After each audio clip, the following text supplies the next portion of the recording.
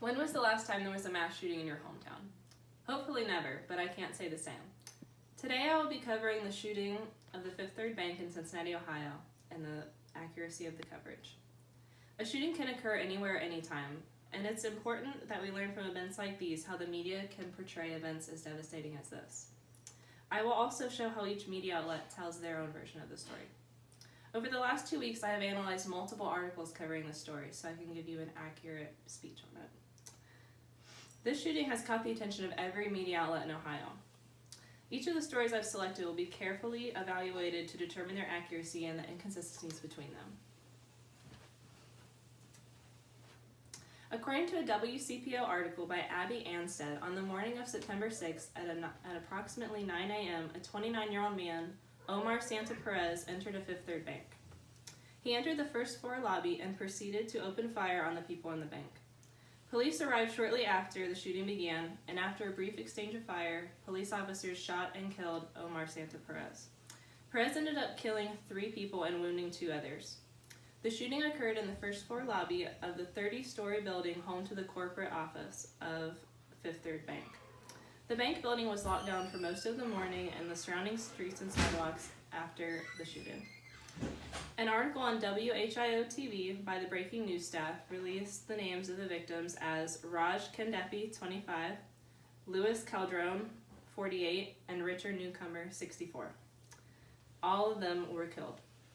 One of the 2 people injured by the gunfire was shot 12 times and is in stable condition. 4 of the 5 victims were taken to the UC Medical Center, and the 5th victim was dead at the scene. In a WCPO article by Abby Anstead, Cincinnati police officer Chief Isaac identified the gunman as 29-year-old Omar Enrique Santa Perez of North Bend, Ohio, who had been in the Cincinnati area since 2015. Chief Elliott reported that the shooter, dressed in business attire, entered the loading dock area of the Fifth Third Bank headquarters and opened fire at about 9 a.m., Isaac said. The gunman then entered the lobby area where he fired at people and police. Luckily, no police officers were injured during the firefight. Hamilton County prosecutors said that the gunman was armed with a 9mm handgun and no known criminal record. Since the shooting was not only the first shooting in downtown Cincinnati this year, but also one of the most deadly in the city's history, it got a tremendous amount of media attention. A WCPO article by Abby Anstead reports that the Fifth Third Bank employee said he saw a gunman dressed in business attire walk into the lobby and spray bullets at innocent people. The employee saw the gunman as he exited a lobby elevator. He immediately jumped back inside, avoiding a hail of bullets. Each source has a different part of the shooting emphasized in their reports. Collectively, they give a reader a good idea of what actually happened, but reading only one can be deceiving. The WHIO article by the breaking news staff reported that the shooter had enough ammunition to kill 30 to 40 people, according to the Hamilton County prosecuting attorney Joe Dieters. This is an unclear amount of ammunition compared to the more precise estimate provided by the NBC News article written by Daniel Arkin, which said Santa Perez had multiple magazines carrying a significant amount of ammunition, which he believed was around 200 rounds.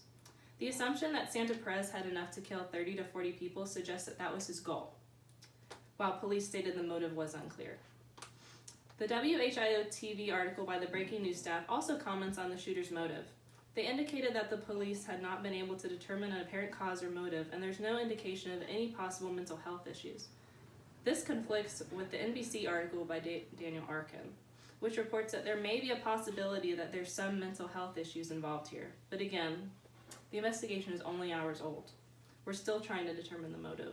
There's nothing that's given us conclusively as to why he would do such a horrible thing. This speculation could lead the reader to believe that Santa Perez had a mental health issue.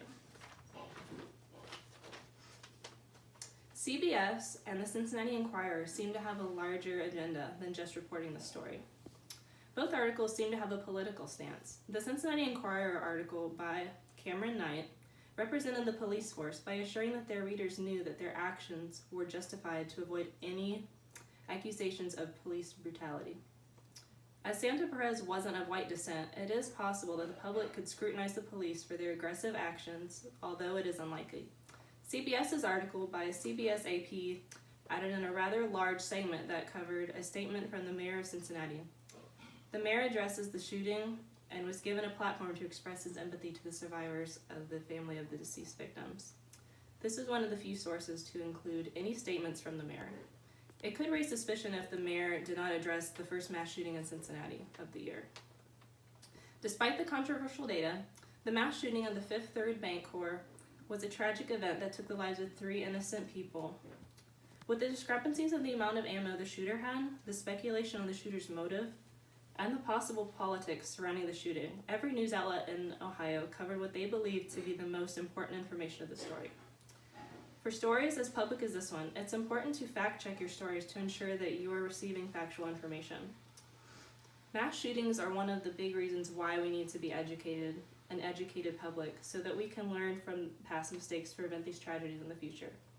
To do this, we must have factual coverage of the event.